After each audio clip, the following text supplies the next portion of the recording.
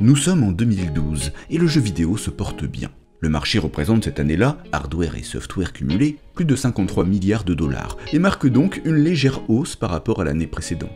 Si on note une légère baisse des revenus du segment des jeux sur console de salon, ceux-ci sont compensés par la croissance du jeu en ligne et du jeu sur mobile. Mais surtout, 2012 est une année pleine d'optimisme pour le futur à court terme.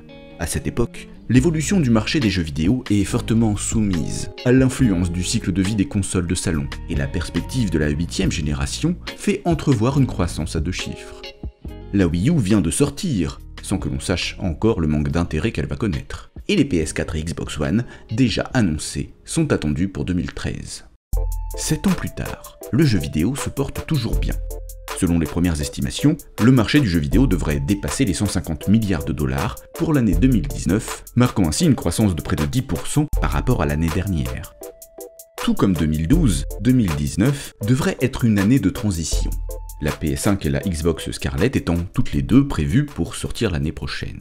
Mais si en 2012, le cycle de vie des consoles de salon influait encore beaucoup sur la santé du marché du jeu vidéo, la multiplication des jeux services sur les 3 dernières années, ainsi que l'arrivée imminente du jeu par abonnement via cloud gaming, risque de mettre à mal cet adage. Même si les consoles de salon trouveront encore leur public, l'arrivée d'offres comme Stadia devrait attirer la partie de leur clientèle séduite par l'idée de ne pas avoir de hardware à acheter. D'autre part, les jeux services ont adopté leur propre calendrier, un calendrier fonction des mises à jour. On a maintenant le recul suffisant pour se rendre compte que les jeux services sont principalement fréquentés dans les semaines qui suivent l'ajout de nouveaux contenus. Destiny 2, Sea of Thieves ou encore Anthem en sont de très bons exemples. Ce mode de consommation des jeux services pose la question de la rentabilité des offres d'abonnement. L'offre la plus rentable pour le joueur semble donc de ne prendre qu'un mois à la sortie du jeu puis de renouveler son abonnement qu'au moment des mises à jour.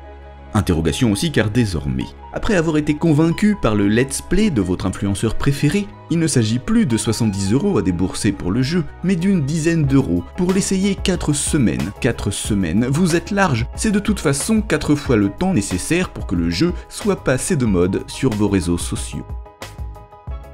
2012, c'est aussi l'essor du financement participatif dans le jeu vidéo, notamment sur Kickstarter.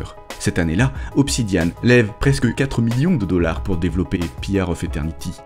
Double Fine, de son côté, lève 3,3 millions pour ce qui deviendra le jeu Broken Age, et enfin inXile réunit 3 millions pour Westland 2. Le financement participatif se présente alors comme un nouveau modèle de financement pour des développeurs indépendants qui n'auraient sans doute pas pu l'être autrement à cette époque. Je précise à cette époque car fait amusant, les 3 plus gros Kickstarter de 2012 ont tous été rachetés depuis par Microsoft. Après un passage à vide entre 2014 et 2016, le crowdfunding semble atteindre sa maturité. Selon les chiffres du cabinet EcoPartners, en 2019, le nombre de projets soumis à la plateforme a baissé, et le ratio de projets rencontrant le succès, lui, a augmenté pour atteindre 28%, un score encore inégalé jusque-là. La maturité de cette source de financement se reflète aussi dans la typologie des développeurs. Si les projets en 2012 s'appuyaient sur des grands noms comme Tim Schafer ou Brian Fargo pour trouver l'oreille du public, ce n'est plus le cas en 2019. Le jeu le plus financé sur le premier semestre est Subverse, qui a réuni plus de 2 millions de dollars. Ce projet a été monté par un studio inconnu jusqu'alors, puisque Subverse sera leur premier titre. 2012, c'est aussi l'année de la PS Vita, une console qui me rappelle la Switch Lite. Je vais m'expliquer. En jeu vidéo, tout ce qui n'est pas obligatoire est inutile. Une fonctionnalité dès lors qu'elle peut être écartée des règles du jeu et laissée de côté. Quand Microsoft rend obligatoire Kinect dans la boîte de sa Xbox One à sa sortie, c'est qu'il le sait.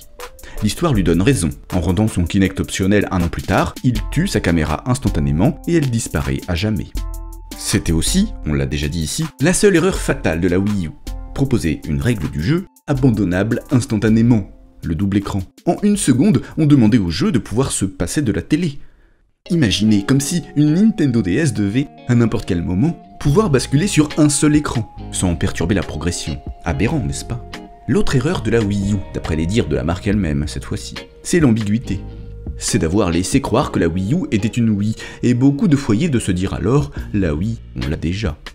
Eh bien, croyez-le pas, la Switch, avec cette Switch Lite, dégaine les 2 erreurs de la Wii U. L'ambiguïté, car s'appelle aussi Switch maintenant, une console bien différente de ce qui faisait l'essence de la Switch originale.